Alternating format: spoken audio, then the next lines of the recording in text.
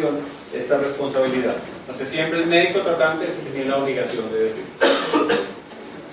Una pregunta, ¿qué connotación puede dar uno, digamos, en los pacientes donde la familia es la que aísla al paciente? Eso pasa mucho en los niños y en los adultos mayores. La última parte de esta conferencia habla de esos dos casos específicamente. Y hay también de cómo abordarlo.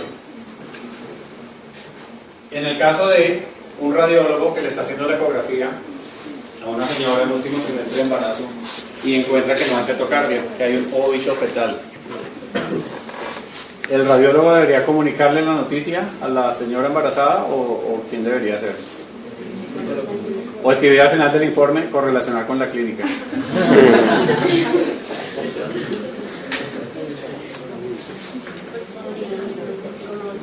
Llamar al ginecólogo en ese momento que tenga entre los dos. Correcto. Entonces, cuando la institución permite la logística, se puede hacer eso, hablar de especialistas del médico para que el médico tratante sea quien informe la noticia, o trasladar a la paciente nuevamente al servicio de maternidad para poner el resultado para que haya el informe. Pero los pacientes ahora son muy informados y muy pilos y han hecho 20 ecografías antes de ese momento y siempre han escuchado la fetocardia. Entonces, doctor, ¿por qué no escucho el corazón de mi bebé? Yo le ve la cara al radiólogo y le dice, ¿pero qué pasa? ¿Está bien mi bebé? ¿Le debe decir o no le debe decir? Sí. Está pidiendo.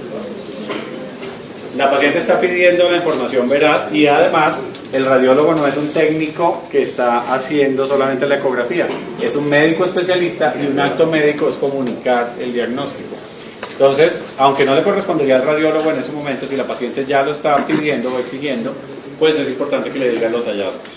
Esa es una de las pocas situaciones en que radiología hace contacto directo con el paciente, porque en la mayoría de las veces ellos hacen el diagnóstico de las imágenes, pero no tienen que estar ahí directamente con el paciente. En ultrasonido sí, o en radiología intervencionista, pero en otras áreas no. En ese momento podría ser él quien tenga que dar la noticia y obviamente ya pasar al servicio de maternidad. ¿Okay? Yo tengo una duda. Sí. En este caso, la señora se está haciendo la profesora que le hiciera la ecografía. Ella está preguntando, pero está sola. Porque muchísimas veces es frecuente.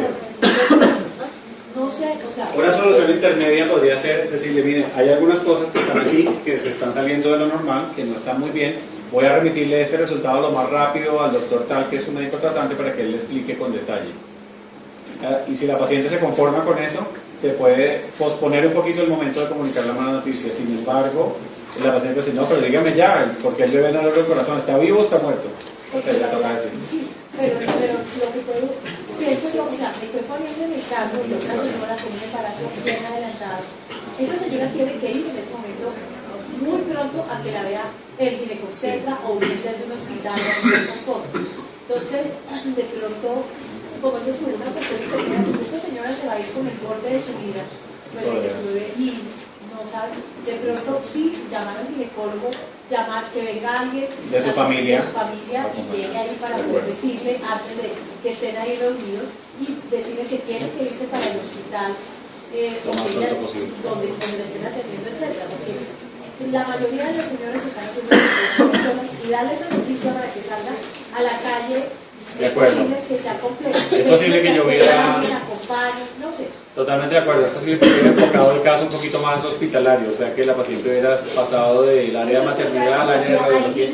Pero si por ejemplo fue ambulatoria, ahí dime, y no estaba ahí en un hospital, sino que tenía que irse con su resultado en un sobrecito, ahí la cosa cambia. Y estoy muy de acuerdo en que el apoyo familiar o el apoyo de alguien en ese momento sería fundamental y no dejarla sola con todo el shock de lo que implica la noticia en ese momento. Entonces, de pronto, tal vez es como decías tú con el otro paciente, ver el contexto. Si la paciente está en un hospital, etcétera, es un contexto diferente a si está ambulatoria. O sea, hay que mirar el contexto para dar la noticia, porque dejamos una señora con una noticia muy compleja atravesando la calle, que no pone atención y después son dos, cualquier cosa por eso que no puede suceder. Gracias, un sentimiento.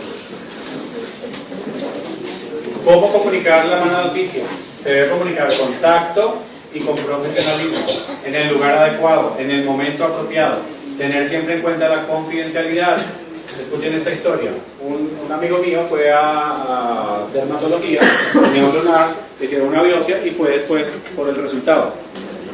Esta era la entrada del consultorio de la doctora, de la dermatóloga que hizo la biopsia, y esta era la sala de espera. Él estaba entrando desde la puerta, tenía que atravesar toda la sala de espera, y la dermatóloga dice: oye, menos mal que viniste, porque imagínate que te salió un melanoma. Él quería que le tragara la tierra, primero, pues porque le estaban diciendo que tenía cáncer, y segundo, porque por lo menos 15 personas más se enteraron en ese momento que tenía cáncer. Otra cosa que hacemos con frecuencia es hablar en los pasillos, hablar en el ascensor, hablar en la cafetería de los casos de los pacientes. Primero, pues porque uno quiere comentar o quiere preguntar, necesita orientación, quiere desahogarse de un caso difícil que vio y eso, pero no se puede dar cuenta que hay personas alrededor que podría estar escuchando y no tenemos derecho a comentar la información confidencial de los pacientes, diferente en una junta, en una revista médica o en una toma de decisiones con un grupo de profesionales, pero no tenemos por qué estar comentando los temas de los pacientes. La confidencialidad es muy importante. Los pacientes tienen derecho a la información y a la no información. El paciente puede manifestar que no quiere saber detalles sobre el diagnóstico o sobre el pronóstico, sino que solamente le digan lo que hay que hacer.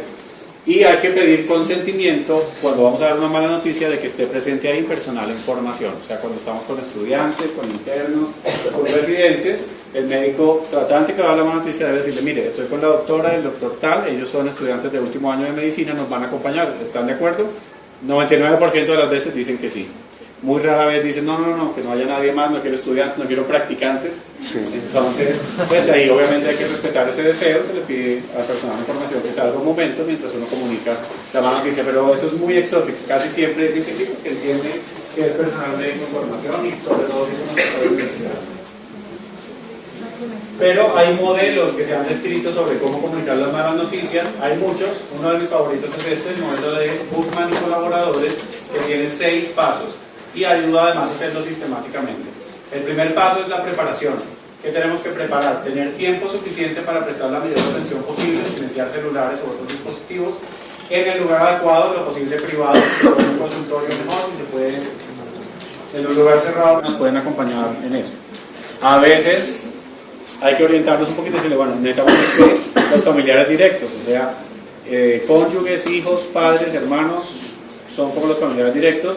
Y si el paciente ya pide, pues que estén todos, pues se mira si físicamente es posible, y si no, pues se quedan unas personas y les pedimos que ellos le informen a los demás si el paciente lo permite. O sea, es el paciente el que tiene que decidir quién puede escuchar la información. Hay pacientes que pueden decir: no, cuénteme a mí primero y yo después le diré a mi familia o veré qué hago, pero solamente yo quiero saber y hay que respetar eso. Debemos saludar adecuadamente, presentarnos si no lo habíamos hecho antes, ser corteses y amables, y debemos demostrar interés y respeto por ese otro ser humano que está ahí al frente. El segundo paso es establecer qué tanto sabe el paciente. Ha habido situaciones en las que dice: bueno, este cáncer que usted tiene tan invasivo en el peritoneo, tenemos que empezarle este tratamiento porque tal, y al paciente nunca en los 3 hospitales que lo habían repetido hasta llegar a ese sitio le habían dicho que podía tener un cáncer, ni mucho menos que era invasivo ni que era metastásico, ¿sí? Entonces lo primero es decirle: bueno, en el hospital tal o de todos los exámenes que le han hecho, ¿qué le han dicho hasta ahora que usted tiene? ¿Sí? Saber primero qué sabe el paciente. Si uno ve que el paciente no le han informado nada, es diferente porque uno va a ser el primero que le va a decir. Pero si ya el paciente tiene algún conocimiento, ya podemos partir de ahí y seguir avanzando en el proceso de comunicar mejor. Hay que determinar las características culturales del paciente, identificar el vocabulario que utiliza para sí mismo nosotros utilizar el vocabulario, vigilar el contenido de sus palabras, o sea, entender lo que el paciente está diciendo, de qué es lo que más le preocupa y qué es lo que más le afecta, determinar las fuentes verbales, o sea, el paciente puede decir de qué quiere hablar y de qué no quiere hablar, eso es una fuente verbal, lo que el paciente está diciendo, pero ahora vamos a ver otro aspecto. Entonces, nos pueden llegar pacientes con alto nivel intelectual, con alto nivel educativo, nos pueden llegar pacientes de diferentes etnias, de diferentes contextos culturales, religiosos, etc. Entonces tenemos que saber exactamente con qué paciente y con qué familia estamos hablando y adaptarnos nosotros a eso, no ellos a nuestro lenguaje técnico. Nosotros tenemos que adaptar a lo que el paciente pueda entender o quiera entender o a su contexto cultural y religioso. Habíamos hablado de identificar fuentes verbales, es lo que el paciente dice que quiere saber o no quiere saber, pero también es muy importante identificar las fuentes no verbales, porque pueden reafirmar o contradecir la información verbal. Por ejemplo, a una señora que le están diciendo una información, puede estar así: doctor, a mí, dígame todo, yo quiero saber todo, no me importa si me dice que me voy a morir, con las lágrimas saliendo y completamente angustiada. Sus fuentes no verbales están diciendo que no quiere saber todo y mucho menos no quiere saber lo que sea más devastador. Entonces, aunque ella esté diciendo, dígamelo todo, que yo soy fuerte y a mí no me importa que me diga que me voy a morir o que mi esposo se va a morir, su fuente, sus manifestaciones no verbales están indicando lo contrario. Entonces, lo no verbal a veces se contradice con lo verbal. Debemos ser capaces de detectar eso en los gestos del paciente, en sensaciones, en elementos que indiquen angustia, ansiedad, etc. Y aunque el paciente diga, dígame todo, uno lo va haciendo gradualmente y de una forma muy tranquila y muy compasiva. Identificar las posturas que tiene el paciente, pero también las nuestras, el contacto físico, los movimientos del cuerpo, la expresión facial, el comportamiento visual, la voz, el uso del tiempo, la presencia física. Debemos saber si es apropiado en algún momento darle una palmada en el hombro al paciente o no. ¿Qué tan apropiado es que uno toque al paciente para decirle lo siento? ¿Nada apropiado? Pues resulta que un contacto físico apropiado puede ser reconfortante en la mayoría de los casos. ¿Pero qué es apropiado? Puede ser una palmada en el dorso de la mano, en el antebrazo, en el brazo o en el hombro y no más. ¿Listo? O sea, una palmada de esta forma puede implicar que es un ser humano el que está del otro lado y que le importa lo que le está pasando a ese otro ser humano. Por ejemplo, enfermería, si es un poco más experta en esto, porque ellos siempre tocan al paciente, le dan una palmadita, le dicen, bueno, no sé qué. En muchos casos también conocemos personal de enfermería que es un poco hostil, pero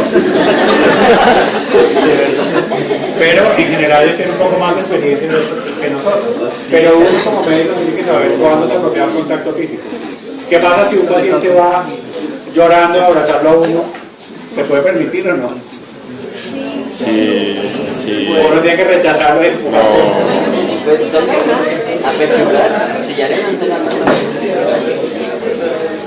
Ok, eso es relativo, depende de muchas cosas, pero es importante que uno piense sobre eso. O sea, tenemos que reflexionar y saber cómo reaccionaríamos si eso pasa. Entonces, si es un paciente que está quebrado emocionalmente, que está llorando, que le acabamos de dar una mala noticia y necesita por lo menos un hombro para recostarse, se le puede permitir por unos segundos, pero obviamente digamos que no se pasen ciertos límites y que haya como un espacio apropiado. Todos sabemos cuál es el espacio íntimo apropiado que se debe mantener entre las personas. ¿Ok?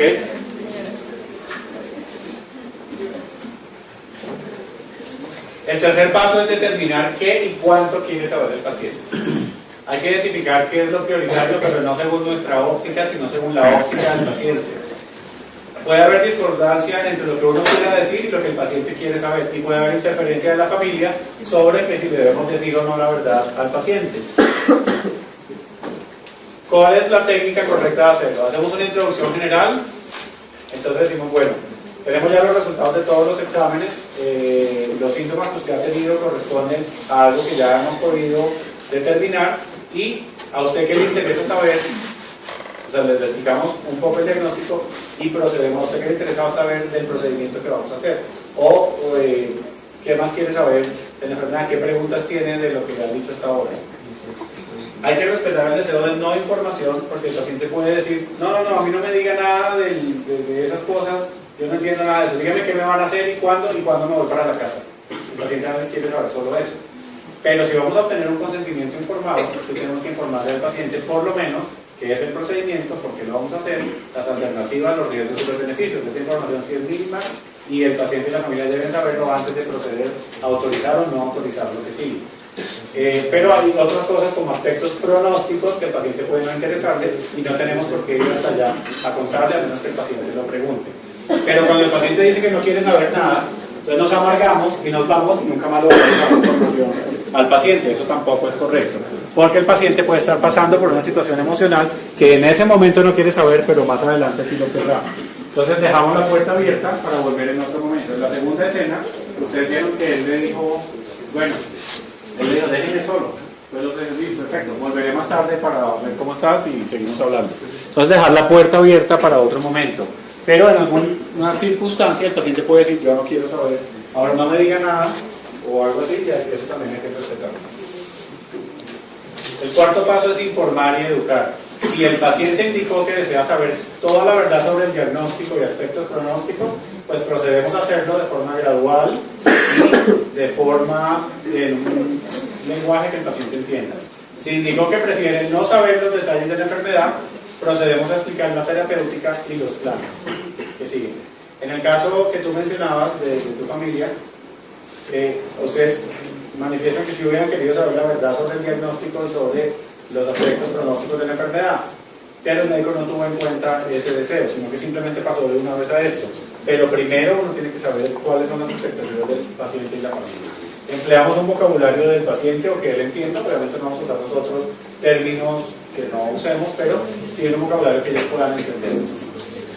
El paciente tiene derecho a aceptar o a rechazar lo propuesto, y porque lo rechacen no abandonamos al paciente. En cuidado paliativo no es infrecuente que pase que cuando una familia dice, bueno, una señora tiene 70 años y se encontró un tumor cerebral extenso que se puede operar, pero que la cirugía puede tener algunas consecuencias y que tiene unos riesgos, aunque también tenga muchos beneficios, y que es la única forma de hacer citorreducción y de luego empezar quimioterapia y radioterapia. Pero la familia puede decidir, porque la paciente así lo manifestó, que no querían ningún tipo de tratamiento de ese tipo y que ellos ya no se van a hacer ni cirugía, ni quimio, ni radio. Entonces uno procede con cuidado paliativo en este caso. Pero muchos de los profesionales abandonan al paciente. Como no se hizo cirugía, no se hizo quimio, no se hizo radio, pues ya no es mi problema. De hecho se molestan y abandonan totalmente al paciente, y resulta que no necesariamente. Podrían continuar siendo oncología, neurocirugía, cirugía general, servicios tratantes, pero con el apoyo de cuidado paliativo. De modo que el hecho que el paciente rechace lo que se le proponga, primero, es su derecho, y segundo, no implica que nosotros abandonemos o terminemos la relación médico-paciente en ese momento. El paciente tiene derecho a reaccionar y expresarse afectivamente como mejor lo considera. No llore, ¿qué le pasa? Pero si le estamos diciendo que le vamos a hacer el tratamiento. Eso no se puede hacer dentro de un marco de conductas socialmente aceptadas. Reforzamos y clarificamos la información proporcionada, evitamos usar anglicismos, galicismos o tecnicismos excesivos, y si tenemos que usarlo porque no sabe decir al paciente el nombre del diagnóstico o el nombre del procedimiento, hay que hacer una coreografía retrógrada endoscópica. Si nos toca decirle el término, pues procedemos inmediatamente a explicar qué es eso. O sea, puede que tengamos a veces que usar un tecnicismo, pero tenemos que explicarle al paciente qué significa. Si hay material gráfico, lo utilizamos si está disponible. Reforzamos y clarificamos la información impartida, verificamos si comprendieron o no. Si tenemos duda de que lo hayan entendido, le preguntamos al paciente que explique con sus propias palabras, pero que no se sienta como en un examen oral, sino decirle, bueno, cuéntenos usted qué entendió. Permitir ser interrumpidos, hay profesionales que el paciente, pero espere doctor, pero ¿cuánto tiempo me va a tomar esto? Cuando uno está diciendo la gran noticia de que tiene el mejor tratamiento disponible para esa enfermedad, pero el paciente quiere saber es cuánto va a estar hospitalizado, cuánto dura la incapacidad, si va a poder volver a trabajar o ver a su familia, etc. Entonces, no nos debemos molestar cuando el paciente interrumpa porque está en su derecho a hacer preguntas. Lo que sí debemos es pues, tampoco dejar que se distorsione la conversación, sino contestar la pregunta y volver a retomar el hilo de la conversación. Una cosa con lo que tú dijiste, lo que hemos estudiado paliativo muchísimas veces es lo que menciona el doctor Kevin. Todo el mundo asegura haberle dado la información al paciente, pero cuando el paciente llega, dice a mí nadie me dio, yo no sabía eso. Y entonces muchísimas veces quedamos ante la duda de si el paciente sí se le dio la información que uno cree que sí se le dio, pero qué tanto es el paciente entendió. Entonces esas dos preguntas al principio, de saber, preguntar al paciente qué tanto sabe, y después de que se le da la información con todo eso que ha dicho Kevin, preguntarle qué entendió, qué dudas tiene, es importantísimo porque muchísimas veces nosotros nos expresamos, pero los pacientes están en un momento en que no están entendiendo lo que estamos diciendo en la forma que nosotros lo queremos decir. Y hay una cuestión importante, los pacientes en este momento y sus familias entran a internet y encuentran todo. Entonces es algo que podemos usarlo a favor nuestro, pero saber qué es lo que está pasando. Ellos llegan a sus casas y entran y empiezan a mirar todas las cosas. Si hay algo en relación con cuidado paliativo, que es una connotación que hay que tener cuidado, y es cuando los médicos no informan el pronóstico ni el diagnóstico claro al paciente y lo remiten a cuidado paliativo, y alguien entra en internet y mira que es cuidado paliativo, muchísimas veces es el sitio donde se atienden los pacientes que están terminales. Entonces, si yo no tengo claridad de diagnóstico, me están remitiendo a un sitio donde atienden pacientes terminales, pues voy a llegar con mucha agresividad y mucho miedo, etc. Entonces, creo que es muy importante que podamos saber qué sabe el paciente, que a pesar de... Pues podría, no sé cómo llamar al ginecólogo en ese momento que tenga entre los dos. Correcto. Entonces, cuando la institución permite la logística, se puede hacer eso, hablar de especialistas de médico para que el médico tratante sea quien informe la noticia, o trasladar a la paciente nuevamente al servicio de maternidad para poner resultados para que allá le informen. Pero los pacientes ahora son muy informados y muy pilos y han hecho 20 ecografías antes de ese momento y siempre han escuchado la fetocardia. Entonces, doctor, ¿por qué no escucho el corazón de mi bebé? Yo le ve la cara al radiólogo y le dice, ¿pero qué pasa? ¿Está bien mi bebé? ¿Le debe decir o no le debe decir? Sí. Está pidiendo. La paciente está pidiendo. Él está preguntando, pero está solo, porque muchísimas veces Es frecuente. no sé, o sea... Una solución intermedia podría ser decirle, mire, hay algunas cosas que están aquí, que se están saliendo de lo normal, que no están muy bien, voy a remitirle este resultado lo más rápido al doctor tal, que es un médico tratante, para que él le explique con detalle. Y si la paciente se conforma con eso, se puede posponer un poquito el momento de comunicar la mala noticia. Sin embargo, la paciente dice, no, pero dígame ya, porque el bebé no le duele el corazón, ¿está vivo o está muerto? O sea, ya toca decir. Sí, pero lo que puedo, pienso yo, o sea, me estoy poniendo en el caso de una señora con un embarazo bien adelantado. Esa señora tiene que ir en ese momento muy pronto a que la vea el ginecobstetra o unirse de un hospital o esas cosas. Entonces, de pronto, como dices tú, una persona que esta señora se va a ir con el borde de su vida, pues de su bebé, y no sabe, de pronto sí, llamar al ginecólogo, llamar que venga alguien de su familia y llegue ahí para poder decirle, antes de que estén ahí reunidos, y decirle que tienen que irse para el hospital donde le estén atendiendo, etcétera, porque la mayoría de las señoras están haciendo personas y darle esa noticia para que salgan a la calle. De acuerdo. Es posible que sea complejo. Es posible que yo hubiera... no sé. Totalmente de acuerdo, es posible que hubiera enfocado el caso un poquito más hospitalario, o sea que la paciente hubiera pasado del área de maternidad al área de radiología. Pero si por ejemplo fue ambulatoria, ahí dime información, esta responsabilidad. Entonces siempre el médico tratante tiene la obligación de decir. Una pregunta, ¿qué connotación puede dar uno, digamos, en los pacientes donde la familia es la que aísla al paciente? Eso pasa mucho en los niños y en los adultos mayores. La última parte de esta conferencia habla de esos dos casos específicamente. Y hay también de cómo abordarlo. En el caso de un radiólogo que le está haciendo la ecografía a una señora en el último trimestre de embarazo y encuentra que no hay fetocardia, que hay un óbito fetal, ¿el radiólogo debería comunicarle la noticia a la señora embarazada o quién debería hacerlo? O escribir al final del informe correlacionar con la clínica. Toda la información veraz, y además el radiólogo no es un técnico que está haciendo solamente la ecografía, es un médico especialista y un acto médico es comunicar el diagnóstico. Entonces, aunque no le correspondería al radiólogo en ese momento, si la paciente ya lo está pidiendo o exigiendo, pues es importante que le digan los hallazgos.